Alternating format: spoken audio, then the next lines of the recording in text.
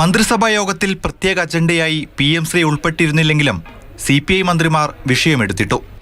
LDF യോഗത്തിൽ ചർച്ച ചെയ്യണമെന്നും ആവശ്യപ്പെട്ടു.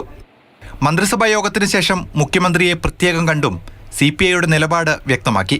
ദേശീയ വിദ്യാഭ്യാസ നയം അംഗീകരിക്കാതെ തന്നെ PM-ശ്രീയിൽ ഒപ്പിട്ട ഫണ്ട് കൈപ്പറ്റാമെന്നാണ് CPM വാദം. ഈ നിലപാട് പൂർണ്ണമായും തള്ളുകയാണ് CPI. ന്യൂ എഡ്യൂക്കേഷൻ പോളിസി 2020 അത് വിദ്യാഭ്യാസ രംഗത്തെ RSSന്റെ അജണ്ട നടപ്പിലാക്കാനുള്ള കുറുക്ക് വഴിയാണ്. CPIയുമായിട്ട് ബന്ധമാണ് PM-ശ്രീ എന്ന് എല്ലാവർക്കും അറിയാം. അതുകൊണ്ട് തന്നെയാണ് കമ്മ്യൂണിസ്റ്റ് പാർട്ടി അതിനെ എതിർക്കുന്നത്. എന്നാൽ ഇടതുമുന്നണിയിൽ ചർച്ച ചെയ്യുമെന്ന CPM ജനറൽ സെക്രട്ടറി MA ബേബിയുടെ നിലപാട് വിശ്വാസത്തിൽ എടുക്കുന്നുണ്ട്. CPIയുടെ എതിർപ്പിനെ MV ഗോവിന്ദൻ പരിഹസിച്ചിട്ടുണ്ടെങ്കിൽ അത് അരാഷ്ട്രീയമാണെന്നും ബിനോയ് വിശ്വം കൂട്ടിച്ചേർത്തു. ചോദിക്കാൻ വഴിയില്ല.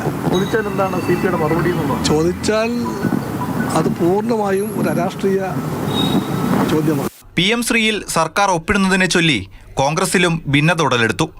കേന്ദ്ര ഫണ്ട് കളയേണ്ടെന്ന പ്രതിപക്ഷ നേതാവ് പറഞ്ഞപ്പോൾ CPM-BJP ഡീലെന്ന KC വേണുഗോപാൽ ആരോപിച്ചു. ഗവൺമെന്റ് നെഗോഷിയേറ്റ് ചെയ്ത് അത് ഒഴിവാക്കി കേന്ദ്രത്തിന്റെ പണം മേടിക്കുന്നതിൽ ഞങ്ങളെതിരല്ല. BJP CPM ഡീലിന്റെ ഓരോ ഘടകങ്ങൾ വന്നുകൊണ്ടിരിക്കുകയാണ്. അതിലൊന്നാണ് ഈ PM-ശ്രീ പദ്ധതി എന്ന് കണ്ടാൽ മതി. നമ്മുടെ സിലബസിലും അതുപോലെ കരിക്കുലത്തിലും സംഘപരിവാർ അജണ്ട വെച്ച് നിർത്തുന്ന ഒരു നടപടിയെയും കോൺഗ്രസ് ഗവൺമെന്റ് സാധിച്ചു മുന്നോട്ട് പോകില്ല. PM-ശ്രീ പദ്ധതി നടപ്പാക്കാൻ അനുവദിക്കില്ലെന്ന CPI നിലപാട് ഘടിപ്പിച്ചതോടെ ഇടതുമുന്നണിയിൽ വലിയ സംഘർഷത്തിനാണ് വഴിയൊരുങ്ങുന്നത്. മാതൃഭൂമി ന്യൂസ്, തിരുവനന്തപുരം.